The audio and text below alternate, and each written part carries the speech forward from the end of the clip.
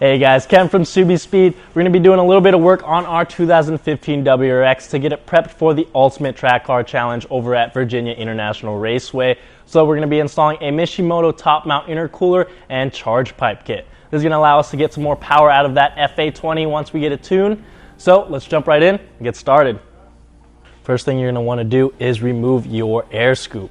Simple enough, just 2 pop clips holding that in and then you can pull that out.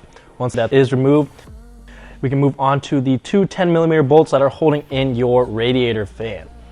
You can go ahead and remove those. Once those are removed, you want to make sure that the radiator fan is unplugged. The connection is on the bottom of the fan. Once it's unplugged, you can remove the fan.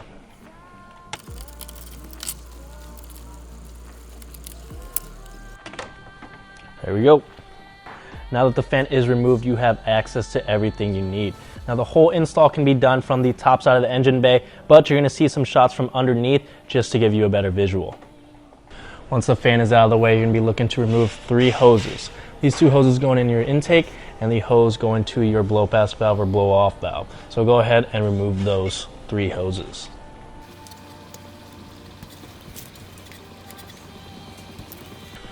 Once those hoses are removed, you want to move this clamp down and out of the way. Now that the hoses and clamps are out of the way, there are 2 12mm bolts that are holding in the charge pipe, one on this side right here and one on the other side. You're going to need a couple extensions to remove those from the top. I already have those loosened up, so I'm going to remove them from the bottom.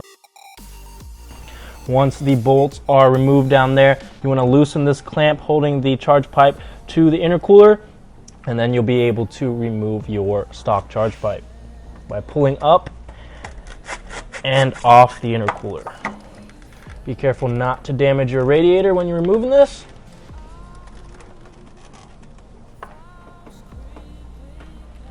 There we go. Now you're going to move your O-ring from your stock charge pipe over to your new Mishimoto charge pipe and get your blow-off valve or blow-pass valve installed on the charge pipe using the included hoses and clamps. Once that's ready to go, we can sneak that back down, get everything bolted up, tightened down, and the hoses reinstalled. You also want to replace the hose that goes to your blow pass valve with the new Mishimoto hose. Once we get that down and bolted up, we can move on to the intercooler.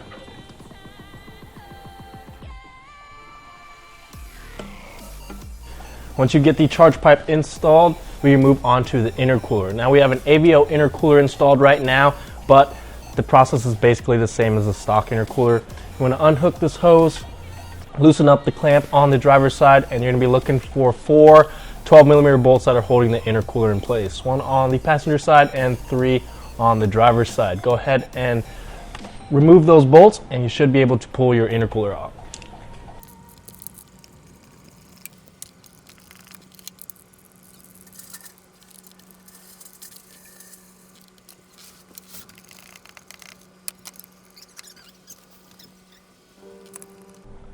There we go.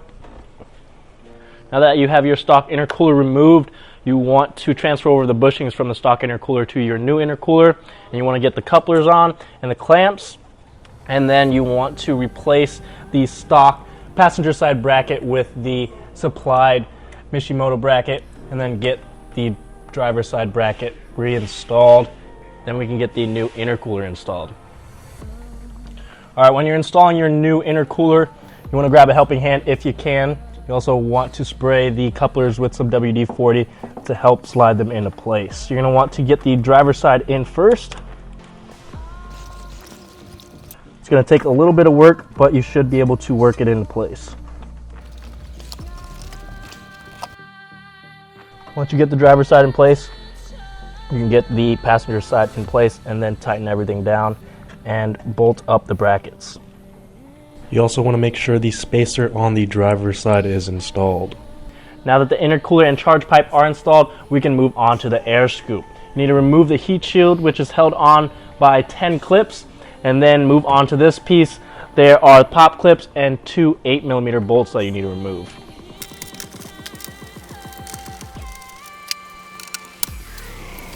Once you get this trim piece removed, you want to uninstall the rubber stock air scoop and replace it with the metal Mishimoto air scoop and use the supplied pop clips to get that into place.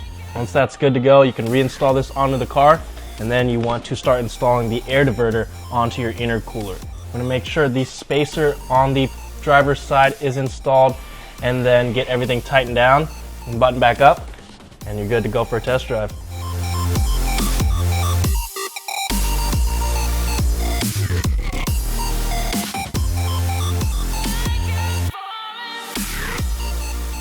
Alright, well there we go guys. We got the intercooler and charge pipe installed. All we have left to do is get it to our tuner, and we should be posting up some faster lap times around VIR.